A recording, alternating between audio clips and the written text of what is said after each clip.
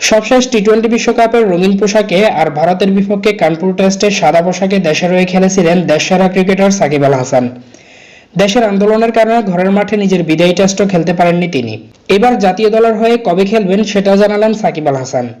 দুবাইয়ের Abu Dhabi টি10 league শুরুর আগের দিন সাংবাদিকদের প্রশ্নের জবাবে বিষয়টি নিশ্চিত করেছে সাকিব। অনেকটা হেসেই সাকিব আল হাসান বলেছেন, এই টুর্নামেন্টের পরে দেখা যাবে। এরপরেই জানতে চাওয়া হয় আসন্ন চ্যাম্পিয়ন্স ট্রফিতে আপনাকে দেখা যাবে কিনা। সেখানেও সাকিবের ছোট উত্তর, এখন এই টুর্নামেন্ট নিয়ে পুরো ফোকাস করছি, বাকিগুলো পরে দেখা যাবে। আগামী 2 ডিসেম্বর শেষ হবে আবুধাবি টি10 লিগ। আগামী 8 তারিখ থেকে শুরু হবে বাংলাদেশের জাতীয় দলের সূচিতে থাকা ওয়েস্ট ইন্ডিজের বিপক্ষে ওয়ানডে সিরিজ। সম্ভবত এই সিরিজেই দেখা যাবে তাকে। অন্যদিকে আইসিসি চ্যাম্পিয়ন্স ট্রফি শুরু হবে ফেব্রুয়ারি-মার্চ মাসে। সবকিছু ঠিক থাকলে সেই টুর্নামেন্ট থেকেই অবসরে যাবেন সাকিব আল হাসান।